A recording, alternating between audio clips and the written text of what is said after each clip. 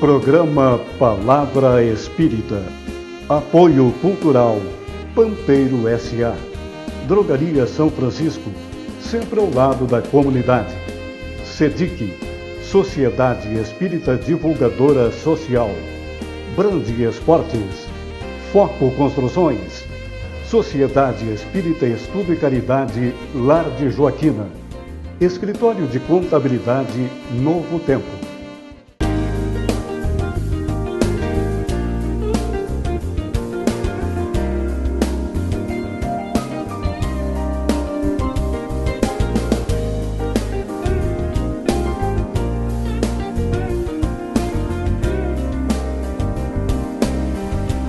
Alô amigos, estamos aqui para iniciar o nosso programa espírita, a Palavra Espírita, e agradecemos aos nossos apoiadores Pampeiro S.A., Brande Esportes, Drogaria São Francisco, SEDIC, Sociedade Espírita Divulgadora Cultural, Sociedade Espírita Estudo e Caridade Lar de Joaquina, Foco Construções e Escritório de Contabilidade Novo Tempo.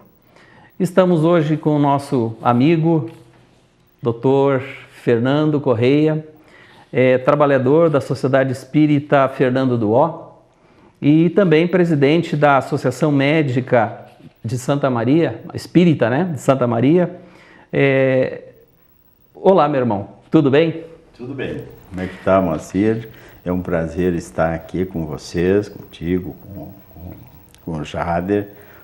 Me sinto muito honrado por essa oportunidade, por ser a primeira entrevista desse programa. Estamos inaugurando o nosso programa hoje, né, meu irmão? Então, hoje nós estamos aqui para falar sobre Kardec. Quem foi Allan Kardec, doutor? Allan Kardec, na realidade, eu vou te dizer, vou responder a tua pergunta. Sim. Allan Kardec, na realidade, foi um monge druida. Certo. Mas não é isso que vocês querem saber. Exatamente. Eles querem saber sobre o Hipólite de Denizar Rivail, né? Pois Allan Kardec, exatamente, foi Hippolyte Léon Denizar Rivail. Perfeito. Né? Uhum. Que nasceu em Lyon, certo. Né? No dia 3 de outubro de 1804. 2 meses antes da coroação do Napoleão Bonaparte. Certo. Perfeito. Doutor Fernando, bom, me permita agradecer agora de minha parte a sua presença aqui, que nos honra muito. Obrigado. E me permita lhe perguntar o seguinte: a doutrina espírita é uma doutrina de Kardec, que foi o codificador da doutrina espírita, ou dos espíritos? Bom, tu já me respondeste a pergunta. Né? Eu fiz e respondi. Fiz e respondeu, porque a doutrina espírita foi codificada por Allan Kardec, aliás, exatamente. Mas a doutrina espírita é uma doutrina ditada pelos espíritos, né? E veio em conformidade com a afirmação de Jesus, dizendo que ele iria embora, né, da terra, mas iria mandar o Consolador prometido, né, como o Espírito Santo, né, ou o Santo Espírito, que não seria mais um homem, né, mas seriam muitas entidades a transmitir os conhecimentos que a humanidade estava precisando na época. Só pegando um gancho da sua resposta, o senhor não falou, mas eu ouço muito falar sobre o Espiritismo, a terceira revelação. O que vem a ser isso, a terceira revelação? Exatamente.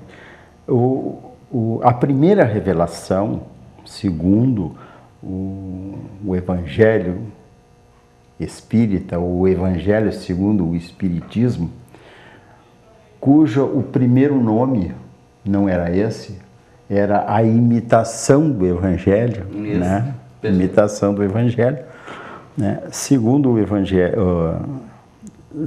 Evangelho Espírita, houve 3 revelações. A primeira revelação, a de Moisés, em que ele nos traz as tábuas da lei, né, a lei divina.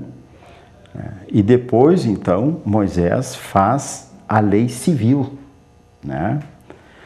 E misturava a lei divina com a lei civil para dar poder à lei civil, maior poder à lei civil.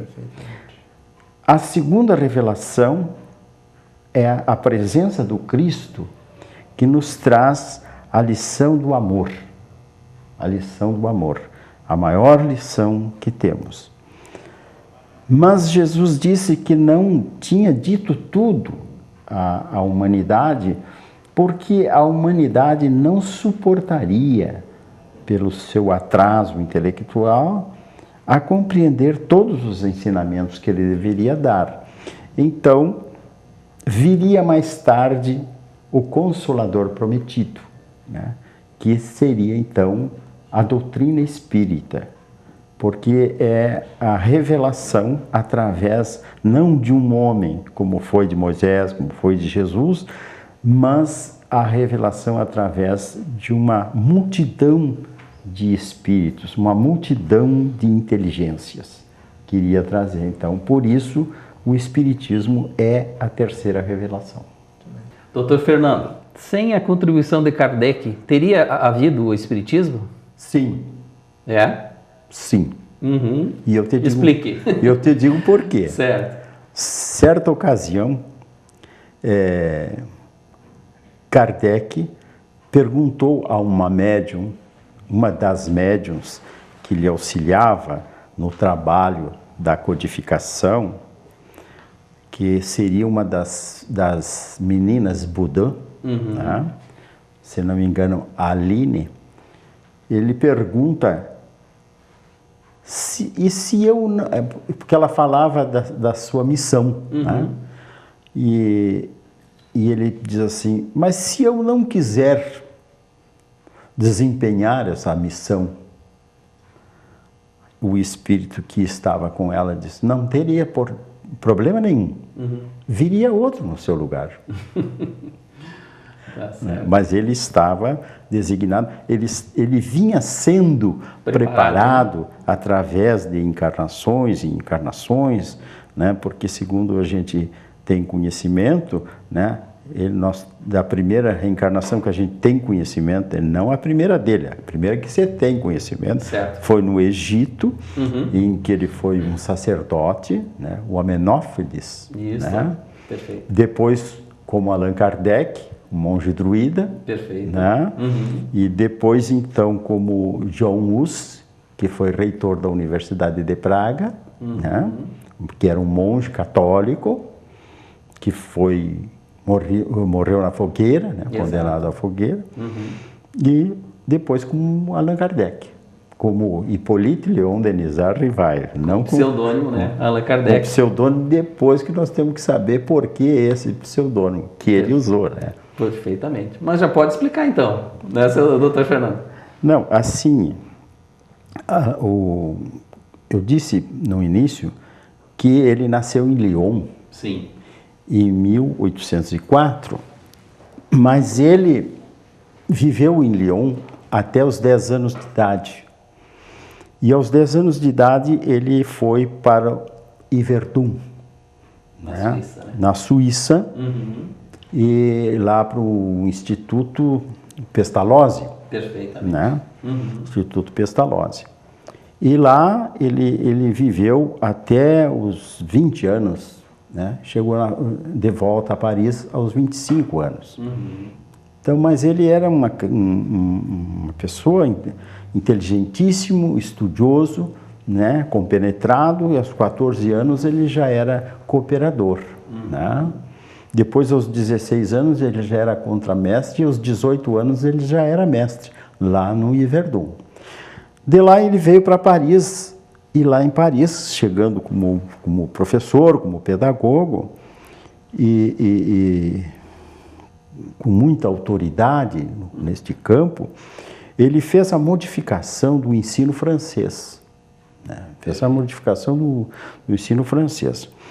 E ele criou, assim, em torno de si, um grande prestígio, né, na sociedade toda, como intelectual, e frequentava as altas rodas intelectuais de Paris, né, naquela época. E naquela época, o Paris era a luz do mundo, né, onde fervilhava a inteligência, as ideias, né? E ele frequentava aqueles intelectuais e tinha o grande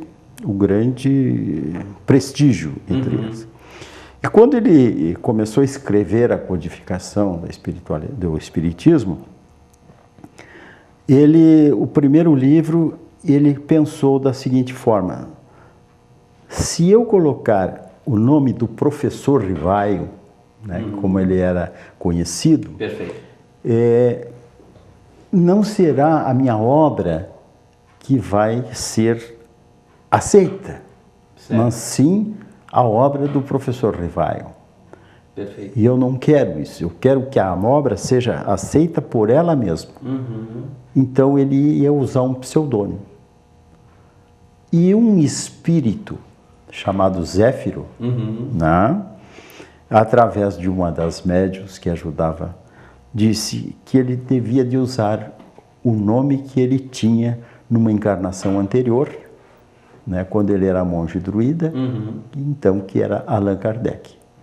Por isso ele usou esse nome. Isso aí, para diferenciar da sua obra literária, né? Então o professor Rivaio ficou fora, né, não aparecia. Né, apareceu a obra, e a obra era de Allan Kardec. Isso, com certeza. Doutor Fernando, quem lê a biografia de Kardec percebe que não Allan Kardec, mas Hippolyte era um cientista, um escritor, um pedagogo, um professor, ou seja, um homem ligado às ciências. E aí me permita lhe perguntar por que Allan Kardec, um homem ligado às ciências, interessou-se tanto pelas coisas do espírito?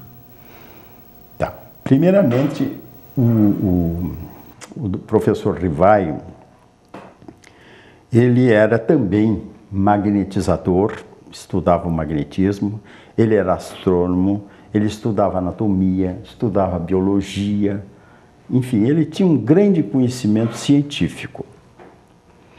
E na época, depois que a Europa, sobretudo a França, tomou conhecimento dos fenômenos de Heidsville, que em 1848 aconteceu no condado de Heidsville, em Rochester, né?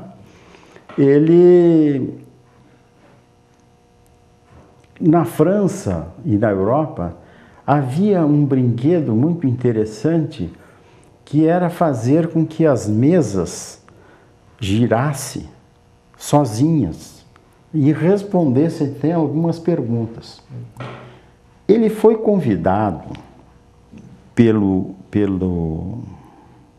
seus amigos, inclusive Didier, Taïderlan, a família Baudin e outros tantos, para assistir esses fenômenos que eram feitos na casa da família Baudin, né? E ele se negou. Ele disse que ele não estava para brincadeira, que ele não era homem para brincadeira. E se negou, e não quis ir. Isso lá pelos idos de 1854. Mas acontece que esses fenômenos que se realizavam tomaram um caráter assim, um caráter sério, não um caráter de brincadeira. Pois não. E um companheiro do professor Rivaio, que era magnetizador também, chamado Fortier, conversou com ele e disse: olha, professor, os fenômenos parece que são sérios, né? Não são de brincadeira. Quem sabe o senhor assiste algum para tirar suas próprias conclusões? E ele então cedeu e foi lá assistir os fenômenos. Mas como ele era um cientista, ele era físico, ele era matemático, ele começou a pensar, mas isso aqui desafia a lei da gravidade e não pode ser só um magnetismo, porque as perguntas inteligentes que são feitas para as mesas são respondidas também de forma inteligente. Sim. Então deve haver atrás disso uma inteligência que responde. Perfeitamente. E aí ele começou a observar de todas as formas, e ele muito cuidadoso, né? Inclusive não queria ser ludibriado, né? E começou a estudar. E nesta oportunidade em que ele começou a se interessar, ele recebeu 50 cadernos de perguntas e respostas, né? E foi estudar esses 50 cadernos. E ele era casado com uma professora de letras e de artes, Amélie Boudin, né? Que também era escritora, né? E que o ajudou muito, né? no trabalho. E ela, junto com eles, estudaram aqueles trabalhos. Algumas perguntas ele refez, não aceitando muito bem as respostas, refez as perguntas. E ele fazia, às vezes, as perguntas pelo pensamento. E outras vezes, porque ele era um poliglota, ele fazia as perguntas em alemão. E todos os membros do trabalho não entendiam alemão, né? Mas era respondida, né, a pergunta. Então, assim, dessa forma, ele se interessou. E a partir desses 50 cadernos, ele continuou fazendo outras perguntas, até que em 1857, em 18 de abril de 1857, ele publica o primeiro livro, né, da codificação, que era o Livro dos Espíritos. Mas este livro tinha 509 perguntas. Certo. Né? Só um minutinho, tá, doutor Fernando? Pois não. Nós vamos para um rápido intervalo Pois não. e já retornamos novamente, tá? Muito obrigado.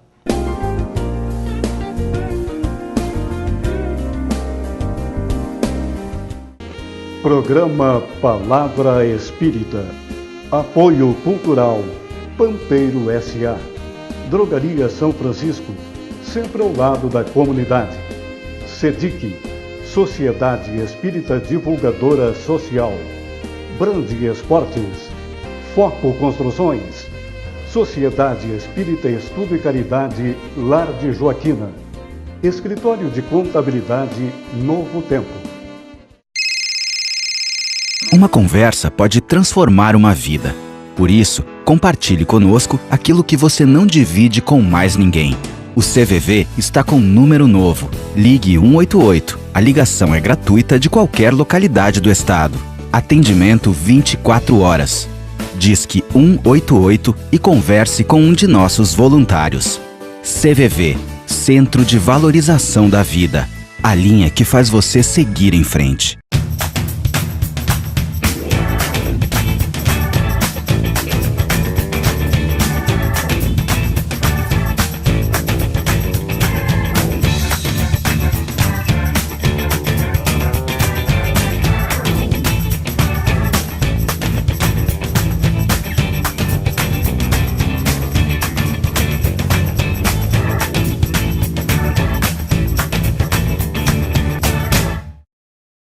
Abrigo Espírita Oscar José Pitã promove 27º mês Espírita Oscar José Pitã.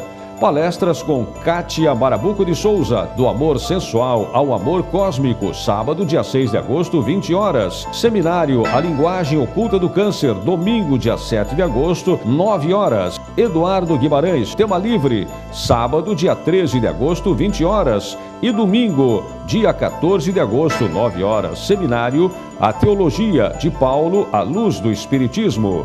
Jorge Godinho Barreto Neri, palestra União e Unificação no Movimento Espírita, sábado, dia 20 de agosto, 20 horas. No domingo, dia 21 de agosto, 9 horas, seminário Os Desafios Modernos em Forma de Obsessões Coletivas e Individuais.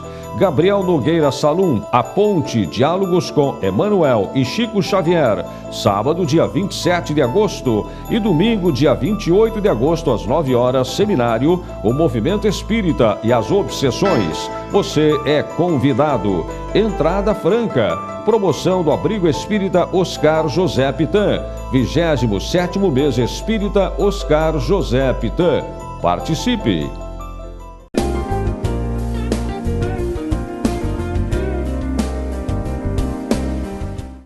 Olá, amigos, estamos aqui com o segundo bloco do nosso programa espírita, a Palavra Espírita.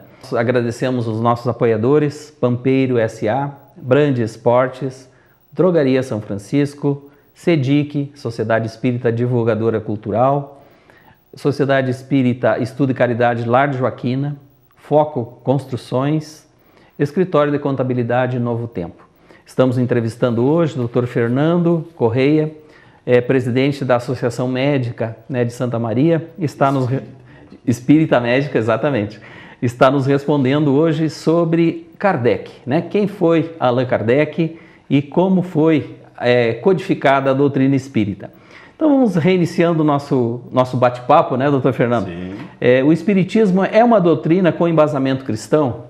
Assim, eu admiro muito a postura e a inteligência de Kardec. Kardec realmente era um gênio. Certo. Porque na época em que ele codifica e lança o Livro dos Espíritos, 1857, certo, era a época assim do iluminismo na França, né? E ali pululavam a ciência, né? A filosofia e uma série de coisas interessantes. Então, Kardec fez o seguinte, ele lança o primeiro livro da codificação como o livro da filosofia da doutrina espírita. Perfeito. Então, a filosofia era um tipo de ciência que, na época, despertava grande interesse pelos intelectuais, né? Intelectuais da França. Perfeito. Então ela foi, não vou te dizer muito aceita, mas foi aceita, não foi rejeitada. Perfeito. Já em 1861, em janeiro, ele lança o livro da ciência espírita, que é o livro dos médiuns. Perfeito. E como a ciência, também o livro dos médiuns foi muito aceito, né? Então nós já tínhamos dois livros bem aceitos pela intelectualidade europeia, sobretudo francesa. Perfeito. E aí ele lança então o Evangelho segundo o Espiritismo, Perfeito. que é a moral cristã. Muito bem, exato. Então a doutrina espírita é uma doutrina com embasamento cristão. Perfeitamente. Mais tarde, em 1865, ele lança o livro Céu e Inferno e, em 1868, ele completa a sua obra, o seu Pentateuco, com o livro A Gênese. Exatamente. Muito bem. Doutor Fernando, a gente ouve muito as pessoas falarem sobre espiritismo kardecista, espírita kardecista. É correta essa expressão? Eu não vou te dizer que está errada a expressão, né? Mas significa espiritismo kardecista aquele que estuda e que se baseia na doutrina codificada por Kardec. Né? Porque, assim, existe pessoas que confundem a espiritualidade com o espiritismo, né? Então, tem outras seitas religiosas que se dizem espíritas, mas não segue a codificação, não segue o Pentateuco de Kardec. Então, por isso, essa diferenciação espírita kardecista, né? Que significa então aqueles que seguem a doutrina codificada por Allan Kardec. Eu vou aproveitar isso que o senhor falou e vou fazer uma outra pergunta em cima disso, que também confunde, não digo que confunda as pessoas, mas elas têm a nítida impressão de que quando se vai num centro espírita kardecista, a toalha da mesa tem que ser branca. Por que 99% dos centros espíritas, a toalha da mesa onde ficam os palestrantes é branca? Isso é uma obrigação? Faz parte da codificação? Isso está no Pentateuco espírita, digamos? Não. A certa ocasião, Kardec, discursando, ele disse que o espiritismo não era religião. Correto. E até o pessoal espírita diz, mas como? O espiritismo não é uma religião? Não é uma religião, e ele explicou como entendem religião. Porque a religião, ela tem dogma, ela tem ritual, ela tem hierarquia, ela tem uma série de coisas, né, que identificam como religião. E o espiritismo não tem nada disso. O espiritismo não tem ritual, o espiritismo não tem hierarquia, o espiritismo não tem dogma, todo mundo é livre para pensar. Né? Então, assim é a religião espírita, mas ele é uma religião porque ele liga a criatura ao Criador. E religião vem do latim, que significa religare, ou seja, ligar a criatura ao Criador. Muito bem. Né? Então, ele é uma religião, sim. E a toalha branca? Eu sei que o senhor não fugiu da resposta, mas eu quero saber. A toalha branca não tem a menor importância. Ela podia ser vermelha. Aliás, seria muito bonito se fosse vermelha. Eu preferiria azul. Azul, eu também. Né? E poderia ser preta, com dourado, poderia ser amarela, poderia ser de qualquer cor. Não importa a cor. É que o branco significa pureza. O branco significa limpeza. Então, uma mesa com uma toalha branca, tu já olha assim e já vê que aquilo ali está limpo, né? Tá. É isso aí. Ok, está respondido agora, estou satisfeito. Meu amigo Dr. Fernando, diga, meu o irmão. Espiritismo hoje no Brasil, em grande parte do mundo, é aceito com liberdade. Ele sempre foi assim? Não foi. Teve assim. dificuldades no seu início, né? Muitas dificuldades. Inclusive, o Pentateuco, as obras espíritas, foram indexadas, né?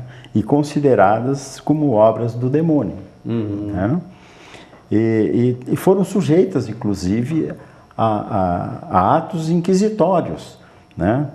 Um editor em Barcelona, né, entrando em contato com Allan Kardec, solicitou as obras de Allan Kardec para colocar na sua livraria em Barcelona. Perfeito. Quando esses livros... E o bispo de Barcelona tomou conhecimento de que essas obras iam chegar em Barcelona. Quando essas obras chegaram em Barcelona, o bispo apreendeu essas obras. E no dia 9 de outubro de 1861, ele fez na praça, em Barcelona, uma grande fogueira das obras espíritas. Né? Certo. Um ato inquisitorial.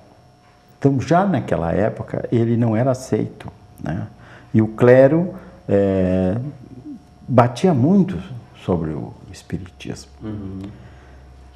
Que acabou, no fim, divulgando a doutrina espírita, né? E nessa oportunidade, exatamente, nessa fogueira, o vento bateu e algumas folhas que não foram queimadas, só tostadas, foram espalhadas pela cidade. E o povo começou a juntar as folhas e começou a tomar conhecimento da doutrina espírita. Sim. Allan Kardec, muito chateado e muito bravo por este ato, ele queria entrar na justiça e, sobretudo, no Ministério das Relações, né? Porque as obras estavam todas com seus impostos pagos e tudo direitinho. Correto. Né? E os espíritos disseram, não faz nada, deixa. Porque isso foi um grande ato de divulgação da doutrina espírita. Perfeitamente. Acabou. Mas, assim, no mundo inteiro, inclusive aqui no Brasil, né? Também o espiritismo foi muito perseguido. Inclusive, né?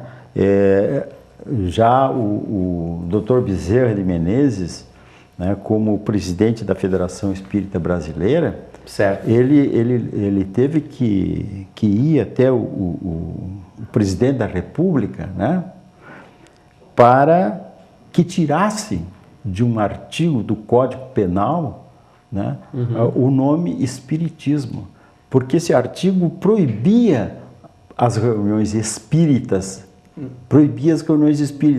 e englobando como espiritismo todas aquelas seitas, inclusive as africanas. Né? E foi uma bonita polêmica entre o Dr. Bezerra de Menezes e o juiz, né?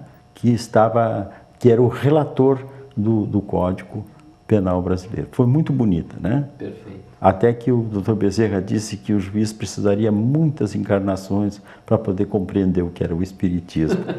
Doutor Fernando, Kardec é chamado mestre lionês. Está correta essa afirmação? Tá. Agora, Kardec também fundou a Revista Espírita em Paris.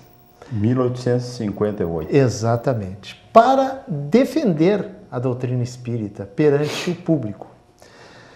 E na edição de junho de 1862, no artigo que ele próprio escreveu, Assim se escreve a história, era o nome do artigo, ele disse o seguinte, a propósito do mestre lionês: nunca morei em Lyon.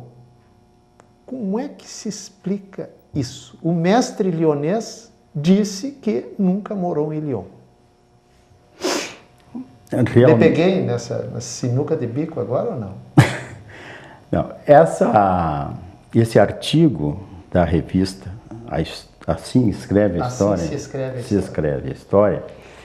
Kardec escreve em resposta a um padre que escreveu para a revista, né, porque a revista, que foi fundada em 1858, ela viveu às expensas de Kardec até 1868, porque Kardec morreu em 69. E, então, ela ali publicava as cartas que mandavam de médiuns, de comunicações, de fatos, de fenômenos, etc.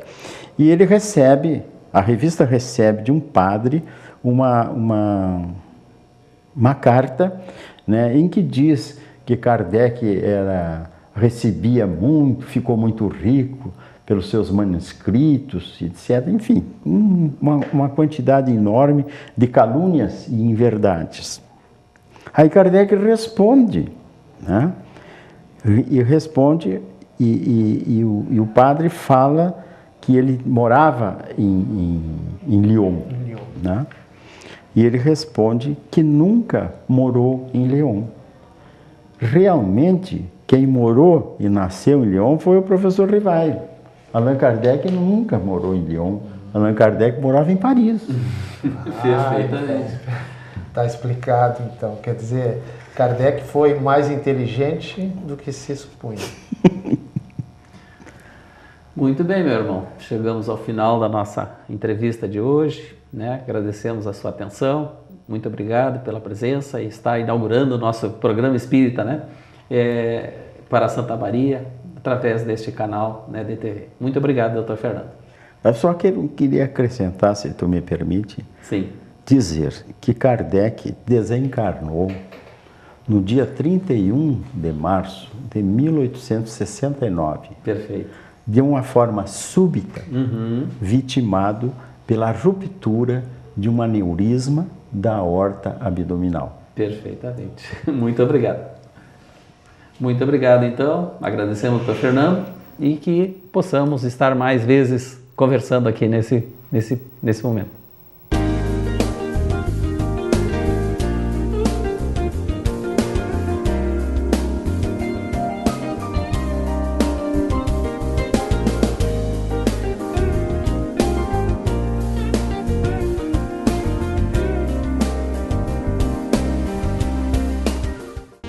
Programa Palavra Espírita. Apoio Cultural Pampeiro S.A. Drogaria São Francisco, sempre ao lado da comunidade. SEDIC, Sociedade Espírita Divulgadora Social. Brande Esportes. Foco Construções. Sociedade Espírita Estudo e Caridade Lar de Joaquina. Escritório de Contabilidade Novo Tempo.